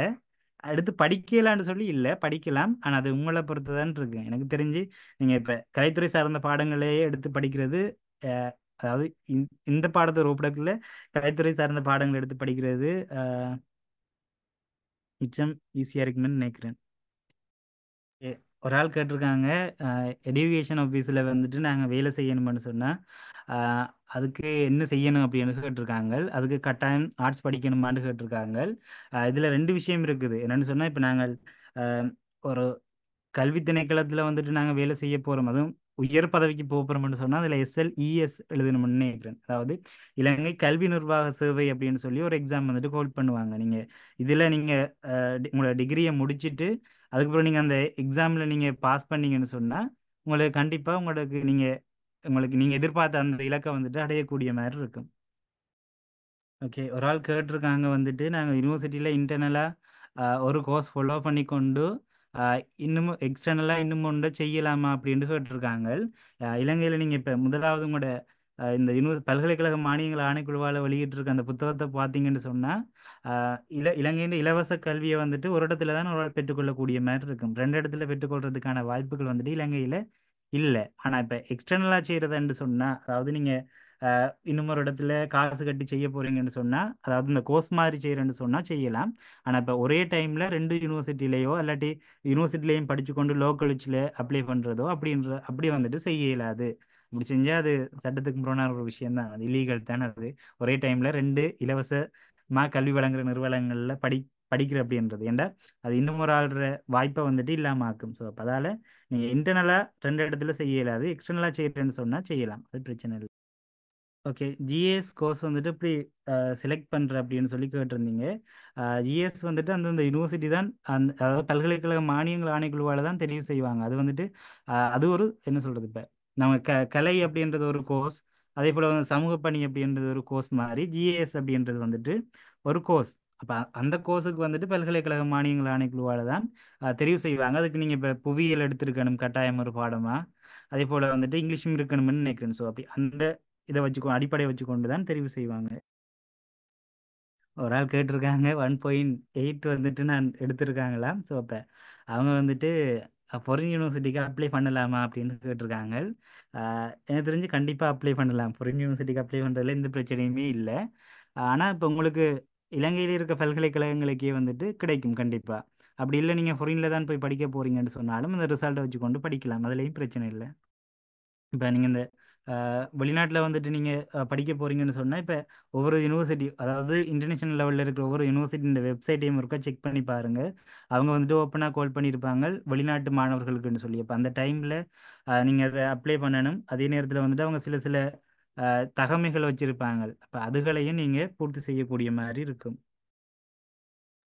இப்போ இன்னொரு ஆள் வந்துட்டு பயோ ரிசோர்ஸ் டெக்னாலஜி எடுக்கலாமா அப்படின்னு கேட்டிருக்கீங்க. இப்போ பாடத்தை பொறுத்தவரையில் நீங்கள் தான் படிக்க போகிறீங்க. நீங்கள் விரும்புகிற பாடங்களை எடுக்கலாம். அதில் எந்த பிரச்சனையுமே இல்லை. ஒன்று நீங்கள் உங்களுக்கு அந்த பாடங்களை படிப்பிக்கிறதுக்கு டீச்சர்ஸ் இருக்காங்களா அப்படின்றத நீங்கள் ஒருக்கா பாருங்கள். மற்றது உங்களால், அதாவது உங்களால் அந்த பாடத்தை தெரிவு செய்து படிக்க இயலுமா அப்படின்ற விஷயத்தையும் ஒருக்கா பாருங்கள். அதுகளையும் பார்த்துக்கொண்டு மற்ற அந்த பாடத்துக்கு இருக்கிற வளங்களையும் எல்லாத்தையும் ஒப்பிட்டு பார்த்துட்டு நீங்கள் பாடங்களை தெரிவு செஞ்சீங்கன்னு சொன்னால் நல்லம். ஏன்னா இப்போ இந்த இடத்துல இருந்துட்டு நான் உங்களுக்கு இந்த பாடத்தை செய்யுங்க இந்த பாடத்தை செய்யாதீங்கன்னு நான் சொல்லல. அது என்னென்னா நீங்கள் தான் படிக்க போகிறீங்க. இப்போ நீங்கள் எல்லா உங்கள்கிட்ட இருக்கிற அந்த வளங்கள் உங்களோட இயலுமை எல்லாத்தையும் பார்த்து கொண்டு பாடங்களை தெரிவு செய்வீங்கன்னு சொன்னால் அது மிச்சம் நல்லதாக இருக்கும். ஒரு ஆள் போட்டிருக்காங்க ஜியோகிராஃபி செஞ்சதால ஜோப்புக்கு போகலான்னு சொல்லி. அப்படித்தானே எந்த பாடம் செஞ்சாலும் நாங்கள் அதில் எங்களோட டேலண்ட்டை வளர்த்துக்கிட்டோம்னா வேலைக்கு போகலாம். அதில் எந்த பிரச்சனையும் இல்லை. ஓகே, இன்னொரு ஆள் கேட்டிருக்காங்க வந்துட்டு ஐடி அதே போல் வந்துட்டு இங்கிலீஷ் டிப்ளமா செஞ்சால் நல்லம்மா அப்படின்ற மாதிரி கேட்டிருக்காங்க. அது உங்களோட தனிப்பட்ட விருப்பம். நீங்கள் உங்களோட ஸ்கில்ஸை டெவலப் பண்ணுறதுக்கு நீங்கள் கோர்ஸ் செஞ்சால் தான் என்ற ஸ்கில்ஸை டெவலப் பண்ணிடலும்னு சொன்னால் நீங்கள் அதை கண்டிப்பாக செய்யுங்க. அது உங்களுக்கு பிரயோசனமாக இருக்கும். அதில் எந்த விதமான பிரச்சனையும் இல்லை. மற்றது நீங்கள் பல்கலைக்கழகங்களுக்கு போனீங்கன்னு சொன்னால் கூட பல்கலைக்கழகங்களில் கூட சில கோர்சஸ் வந்துட்டு இப்போ பண்ணுவாங்க. அதாவது இப்போ இங்கிலீஷோ ஐடியோ வந்துட்டு நீங்கள் அங்கேயும் போயிட்டு படிச்சு கொள்ளக்கூடிய மாதிரி இருக்கும். இல்லை நீங்கள் ஃப்ரீயாக இருக்கிற டைமில் இப்போ நாங்கள் இப்போ A-level எக்ஸாம் எழுதிட்டு யூனிவர்சிட்டிக்கு வெயிட் பண்ணுற காலம் சும்மா தானே இருக்க போகுது அப்படின்னு சொல்கிற அந்த நேரத்தில் வந்துட்டு நீங்கள் ஐடி கோர்ஸோ அல்லாட்டி ஆஹ், இந்த இங்கிலீஷ் கோர்ஸோ செய்கிறதுக்கு நீங்கள் விரும்பினா நீங்கள் செய்யுங்க. அது பிரச்சனை இல்லை. ஓகே, ஒரு ஆள் வந்துட்டு 1.4க்கு வந்துட்டு மேனேஜ்மெண்ட் செய்யலாமா அப்படின்ட்டு கேட்டிருக்கீங்க. கொஞ்சம் அப்படியே இருங்கன்னா நான் உங்களுக்கு ஒருக்கா நான் கைடில் வந்துட்டு லாஸ்ட் இயர் மேனேஜ்மெண்ட்டுக்கு என்ன செட் ஸ்கோர் கேட்டிருக்காங்கன்றத ஒருக்கா பார்த்துட்டு நான் உங்களுக்கு சொல்கிறேன். அதே போல் இன்னொரு ஆள் ஜிஎஸ்க்கும் கேட்டிருந்தீங்க. அது ரெண்டையுமே வந்துட்டு நான் ஒருக்கா கைடை பார்த்துட்டு சொல்கிறேன். என்னென்ன பிளான் இது வந்துட்டு இப்போ பாடத்தெரிவு சம்மந்தமாக தானே போட்டிருந்தாங்க. இப்போ அந்த கோர்சஸ் எப்படி கோர்சஸ் செலக்ட் பண்ணுறது சம்மந்தமாக நாங்கள் இப்போ செய்யலைன்றதால நான் ஒருக்கா அவங்களுக்கு அதை பார்த்துட்டு சொல்கிறேன். ஓகே, ஒரு ஆள் கேட்டிருக்காங்க பொலிட்டிக்கல் சயின்ஸ் அப்படின்னு. பொலிட்டிக்கல் ஸ்பெஷல் செஞ்சால் வேற வேற ஜாப் செய்யலாமா சார் அப்படின்னு கேட்டிருக்கீங்க. வேற வேலை செய்கிறேன்டா இப்போ நீங்கள் இப்போ என்ன வேலை செய்கிறதுக்கு பிளானில் இருக்கிறீங்க அப்படின்னு சொல்லி தெரிஞ்சால் தானே அடுத்தது சொல்லலாம். இப்போ எக்ஸாம்பிளுக்கு இப்போ என்னை பற்றி என்ன வச்சு கொண்டு சொல்கிறேன்னு சொன்னால் இப்போ நான் செஞ்சது எக்கனாமிக் அண்ட் ஸ்டாட்டிஸ்டிக். ஆனால் இப்போ நான் வேலை செய்கிறது வந்து சோஷியல் மீடியா அனலிஸ்ட். இப்போ ரெண்டுமே கிட்டத்தட்ட வேறு வேறு அது ஒரு ஜேர்னர் இது ஒரு ஜேர்னர். ஆனால் இப்போ எங்கள்கிட்ட ஸ்கில்ஸ் இருந்ததுன்னு சொன்னால் நாங்கள் விரும்பின ஒரு சைட்டில் இப்போ எங்கள்கிட்ட படித்த விஷயம் ஒன்றா இருந்தால் கூட நாங்கள் வேலை இன்னொரு துறையில் கூட செய்யக்கூடிய மாதிரி இருக்கும். ஸோ இப்போ அதால பிரச்சனை இல்லை. அது நீங்கள் விரும்புகிற வேலையை நீங்கள் தெரிவு செய்யலாம். ஓகே, வேலை வாய்ப்புகள் இருக்கான்னு கேட்டிருக்கீங்க. வேலை வாய்ப்புகள் இருக்குது. அந்த வேலைகளை நாங்கள் தேடி பெற்றுக்கொள்றதுக்கு தயாராக இருக்கணும். மற்றது எங்கள்கிட்ட அந்த திறமைகளை வந்துட்டு நாங்கள் வளர்த்து கொண்டோம்னு சொன்னால் அதுக்கேற்ற மாதிரி நாங்கள் செஞ்சு வேலைகளை பெற்றுக்கொள்ளக்கூடிய மாதிரி இருக்கும். வேலை இல்லைன்னு நான் ஒரு நாளும் சொல்ல மாட்டேன். ஏனெண்டா இப்போ வேலை இல்லைன்னு சொன்னால் இப்போ அரசாங்கத்தில் வேலை இல்லை அப்படின்னு வேணால் சொல்லலாமோ தவிர வேலை இல்லை அப்படின்ற ஒரு விஷயத்த சொல்லல. இப்போ நிறைய இலங்கையில் இப்போ நிறைய என்ஜிஓஸ் வந்துட்டாங்கல்ல. இப்போ அதுகளில் நாங்கள் வேலை செய்யக்கூடிய மாதிரி இருக்கும். ஆம், நிறைய ப்ரைவேட் செக்டர் இலங்கையில் வந்துட்டாங்க உள்ளுக்குள்ளே. இப்போ அதுகளெல்லாம் போயிட்டு வேலை செய்யலாம். இப்போ ஆனால் எங்களுக்கு வந்துட்டு என்னது, நாங்கள் வேலைக்கு போனால் அரசாங்க வேலைக்கு தான் போவோம். ஆர்ட்ஸ் படித்தா நாங்கள் ஒன்றில் டிஓவாக வருவோம். இல்லைன்னு சொன்னால் ஏதாவது ஒரு டிஎஸ் ஆஃபீஸுக்குள்ள இன்னும் ஏதாச்சும் ஒரு வேலை, இல்லைன்னு சொன்னால் டீச்சர். இதை தாண்டி நாங்கள் யோசிக்கிறதில்ல தானே. ஸோ அப்போ அதால் வேலை இல்லைன்னு சொல்லி நாங்கள் சொல்கிறது. ஆனால் வேலை இல்லைன்னு இல்லை. ஓகே, அதுதான் பாடத்தறிவுன்றது வந்துட்டு திரும்பியும் சொல்கிறது. இப்போ இன்னொரு ஆள் கேட்டிருக்காங்க 9 இடத்தில் ஆகணும்னு சொன்னால் history modern world food tech அப்படியான பாடங்கள் எடுக்கலாமா அப்படின்னு சொல்லி கேட்டுருக்குறீங்க. நீங்கள் லோ செய்யணும் அப்படின்னு சொல்லி உங்களுக்கு ஐடியா இருந்ததுன்னு சொன்னால் கட்டாயம் நீங்கள் சமூக விஞ்ஞான பாடங்கள் எடுக்கிறது ஆஹ் மிச்சம் நல்லது. உண்டு. மெட்டது வந்துட்டு உங்களோட ஆங்கில திறமைகளையும் வளர்த்து கொள்ளுங்க. அதே போல் ஆங்கிலத்தில் கட்டாயம் ஓ லெவலில் ஒரு C1 எடுத்து வச்சுக்கொள்ளுங்க. மற்றது நீங்கள் விரும்பின பாடங்களை நீங்கள் தான் படிக்கணும். இது நானே வந்துட்டு சொல்லிடலாம் நீங்கள் இந்த பாடத்தை படிங்க இந்த பாடத்தை படிக்காதீங்கன்னு சொல்லல அது. ஸோ அப்போ அதால அஹ், நீங்க பாடங்களை தெரிவு செய்யும் போது இப்போ நான் இப்போ ஒரு விஷயம் உங்களுக்கு சொல்லியிருக்கேன் தானே, இப்போ எப்படி எப்படி பாடம் தெரிவு செய்யணும்னு சொல்லி, இப்போ அதை வச்சுக்கொண்டு உங்களுக்கு எது ஈஸியாக இருக்குமோ, அதே போல் உங்களோட பாடசாலையில் என்னென்ன பாடங்கள் இருக்குதோ அதுகளை வச்சுக்கொண்டு, மற்றது உங்களுக்கு கிளாஸுக்கு போகிற வசதிகள், மற்ற அந்த பாடத்துக்கான ரிசோர்சஸ் வெளியில் எவ்வளவு இருக்குது, இப்ப அதுகளை வச்சுக்கொண்டு நீங்க பாடங்களை செலக்ட் பண்ணீங்கன்னு சொன்னா மிச்சம் தான் இல்லை. இப்ப நான் பாடம் செலக்ட் பண்ணி தந்தா அது அவ்வளவு பொருத்தமா இருக்காது. இப்ப நீங்க லோ செய்யணும் அப்படின்னு சொன்னதால கொஞ்சம் நீங்க செய்யக்கூடிய பாடங்கள், மற்றது வந்துட்டு சமூக விஞ்ஞான பாடங்கள், அதே போல ஆங்கிலத்துல ரிசர்ச், இப்ப இப்படியான விஷயங்களை மட்டும் ஒருக்கா கவனத்துல கொள்ளுங்க. .8க்கு யூனிவர்சிட்டி கிடைக்குமான்னு கேட்டிருக்கீங்க. அஹ் ஒரு ஆள் வந்துட்டு 3 பாடங்கள்லையுமே சித்தி பெற்றுட்டா நீங்க யூனிவர்சிட்டிக்கு அப்ளை பண்ணலாம், அதுல எந்த பிரச்சனையும் இல்லை. ஸோ அப்போ நீங்க உங்களுக்கு அந்த கோர்சஸ் இருக்குது, சில பாடங்களுக்கு வந்துட்டு 0.5, 0.8, 0.7 இப்படியான கோர்சஸ் வந்துட்டு இருக்குது. குறிப்பா வந்துட்டு இந்த அஹ், வேறு வகையான பாடங்கள்னு சொல்லி நாங்கள் வந்து பார்த்துருந்தானே, அப்போ அந்த பாடங்களில் வந்துட்டு செட் ஸ்கோர் வந்துட்டு குறைவாக கூட இருக்கும். ஸோ அப்போ அப்படியான பாடங்களை நீங்க அவருக்கா அந்த கைடு எடுத்து நீங்க பாருங்க, பார்த்துட்டு உங்களுக்கு பிடிச்சது மற்றது உங்களோட செட் ஸ்கோருக்கு பொருந்தக்கூடியது, மற்றது அவங்க சில இதுகள் பாடங்களுக்குரிய சில விஷயங்கள் கேட்டிருப்பாங்க. இப்போ ஆப்டிடியூட் எக்ஸாமாக இருக்கட்டும், இல்லாட்டி ஓலெவல் ரிசல்ட்டாக இருக்கும், அதுகள் எல்லாம் உங்களுக்கு பொருந்துதான்றதை பார்த்துட்டு அதுக்கேற்ற மாதிரி நீங்க ஃபார்ம் போட்டிங்கன்னு சொன்னா உங்களுக்கு கிடைக்கிறதுக்கான வாய்ப்பு இருக்குது. மற்றது உங்களுக்கு அடுத்த ஆப்ஷனாக நீங்க காலேஜ் ஆஃப் எஜுகேஷனுக்கு கூட போட்டுக்கொள்ளக்கூடிய மாதிரி இருக்கும். ஒரு ஆள் கேட்டிருந்தீங்க ஜிஏஎஸ்க்கு, ஜெஃப்னா டிஸ்ட்ரிக்ட் வந்துட்டு 2.0 வந்துட்டு கேட்டிருக்கிறாங்க. அப்போ அதை ஒருக்கா நீங்கள் ஒருக்கா பாருங்க, ஆனால் நீங்கள் அப்ளை பண்ணுங்க, உங்களுக்கு இன்ட்ரெஸ்ட் இருந்தால் அப்ளை பண்ணுங்க. அண்ட் அது ஷார்ட்லிஸ்ட் பண்ணி தானே வரும். ஸோ அப்போ அதால் அது சர்ச் ஸ்கோரை நீங்கள் மெயின் பண்ணாமல் உங்களுக்கு கிட்டத்தட்ட அது கிட்டவா இருக்கும்னு சொன்னால் நீங்கள் கட்டாயம் அப்ளை பண்ணுங்க. மற்ற கூட இப்போ நான் தான் சொல்கிறேன் 125 கோர்ஸுக்கு உங்களால் அப்ளை பண்ணிடலாம். ஸோ அப்போ நீங்கள் கட்டாயம் நீங்கள் ஒரு 125 தான் அப்ளை பண்ண தேவையில்லை. இப்போ எல்லாரும் 10-15 தான் அப்ளை பண்ணுறது, அது இல்லாமல் ஒரு 30-40ன்னு சொல்லி நீங்கள் அப்ளை பண்ணுற கோர்சஸ் எண்ணிக்கையை வந்துட்டு கூட்டுங்க. பை சான்ஸ் உங்களுக்கு வரணும் இருந்தால் எப்படியாச்சும் கிடைக்கிறதுக்கான வாய்ப்பு இருக்குது. ஓகே, என்ன கேட்டிருக்குது 9க்கு வந்துட்டு யூனிவர்சிட்டி கிடைக்குமான்னு சொல்லி, நான் திரும்ப திரும்ப அதே விஷயத்தை தான் சொல்கிறேன்னு நினைக்கிறேன். ஸோ இப்போ அந்த உங்களோட தெரிவு மற்றது உங்களுக்கு இருக்கிற பாடங்கள் அதை வச்சு கொண்டு தான் நீங்கள் அப்ளை பண்ணணும், அதை வச்சு கொண்டு தான் சொல்லலாம் கிடைக்குமா இல்லையான்னு. இப்போ நான் சர்ச் ஸ்கோரை பார்த்துட்டு உங்களுக்கு இது கிடைக்கும் இது கிடைக்காதுன்னு சொல்லி என்னால் சொல்லல. ஏன்டா இப்போ அதை தீர்மானிக்க போகிறது வந்துட்டு பல்கலைக்கழக மானியங்கள் ஆணைக்குழுவும், அதே போல் உங்களோட பொறுப்புகள், அதே போல் உங்களுக்கு ஆட்டிடியூட் எக்ஸாம் இருந்தால் அதில் நீங்கள் எப்படி அந்த ஏதாவது சிட் பண்ணுறீங்க அப்படின்றத அப்படி நிறைய காரணிகள் வந்துட்டு இந்த இதில் செல்வாக்கு செலுத்தும். ஸோ அப்போ வெறுமனே நாங்கள் செட் ஸ்கோரை மட்டும் வச்சுக்கொண்டு யூனிவர்சிட்டி கிடைக்கும் கிடைக்காது அப்படின்னு சொல்லி சொல்லலாது. ஸோ நீங்கள் கட்டாயம் உங்களுக்கு 3 பாஸ் இருக்கிறதால கட்டாயம் அப்ளை பண்ணுங்க. உங்களோட ரிசல்ட்ஸுக்கு பொருந்தக்கூடிய மாதிரி நீங்கள் 125 கோர்ஸுக்கு அப்ளை பண்ணலாம். ஸோ அதுகளை ஒருக்கா பார்த்து நீங்கள் அப்ளை பண்ணீங்கன்னு சொன்னால் உங்களுக்கு கிடைக்கலாம். ஓகே, இன்னொரு ஆள் கேட்டிருக்கிறது வந்துட்டு தனக்கு 1.25 இருக்குது. ஸோ நான் ஃபாரின் போகிறதுக்கு விரும்புகிறேன், அப்போ அதுக்கு என்ன மாதிரி கோர்ஸஸ் செய்யலாம் அப்படின்னு சொல்லி. இப்போ நீங்கள் ஃபாரினில் போய் செய்ய போகிறீங்கன்னு சொன்னால் இப்போ உங்களுக்கு நார்மலாக இந்த ரிசல்ட்டுக்கு நாங்கள் என்ன செய்யலாம்னு சொன்னால் யூனிவர்சிட்டிக்கு அப்ளை பண்ணலாம். அதில் வந்துட்டு அஹ், கொழும்பு யூனிவர்சிட்டியில் இருக்க நினைக்கிறேன் ஃபாரின் போகிறது சம்மந்தமாக இன்டர்நேஷனல் ரிலேஷன்ஷிப் அப்படின்ற ஒரு பாடம் இருக்குன்னு நினைக்கிறேன், அது ஒருக்கா பாருங்க. அதே போல் வந்துட்டு கல்யாண யூனிவர்சிட்டியில் இருக்க இந்த மோதல் முகாமைத்துவம் இப்படியான கோர்சஸ் வந்துட்டு இப்போ எங்கட நாட்டோட ஒப்பிடுறதை விட வெளிநாடுகளுக்கு போகிறாங்களுக்கு இன்னும் இதாக இருக்கும். அதையும் நீங்கள் படிக்கலாம். அப்படி இல்லைன்னு சொன்னால் கூட நீங்கள் நார்மலாக என்னது ஆர்ட்ஸில் ஏதாச்சும் போயிட்டு அதில் நல்ல கோர்சஸ் உள்ளுக்குள்ளே, அதாவது ஆர்ட்ஸ்ன்ற கோர்ஸுக்குள்ளே போயிட்டு அதுக்குள்ளே நல்ல பாடங்களை தெரிவு செஞ்சு படித்து அதுக்கு பிறகு நீங்கள் உங்களுக்கு என்ன சொல்கிறது உங்களோட உயர்கல்விகளுக்காக நீங்கள் வெளிநாடுகள் போகிறதுக்கான வாய்ப்புகளை கூட பெற்றுக்கொள்ளக்கூடிய மாதிரி இருக்கும். அதாவது நீங்கள் உங்களோட மாஸ்டர்ஸை செய்கிறதுக்கு வெளிநாடுகளுக்கு போகலாம். இந்நிகழ்வில் கலந்து கொண்ட அனைவருக்கும் நன்றிகள். கலைப்பிரிவு சார்ந்த தெளிவூட்டல்கள் கிடைக்கப் பெற்றிருக்கும் என்ற நம்பிக்கையோடு இன்று கலைப்பிரிவிற்கான வழிகாட்டலுக்கான வளவாளராக செயற்பட்ட ரவிதுஷன் அவர்களுக்கு நன்றிகள். இத்துணை நேரமும் இந்நிகழ்வில் கலந்து கொண்ட அத்துணை பேருக்கும் எமது நெஞ்சார்ந்த நன்றிகள். இன்னுமொரு வழிகாட்டலில் மீண்டும் சந்திக்கும் வரை உங்களிடமிருந்து விடைபெற்றுக் கொள்வது பேராதனை பல்கலைக்கழக தமிழ்ச்சங்கம்.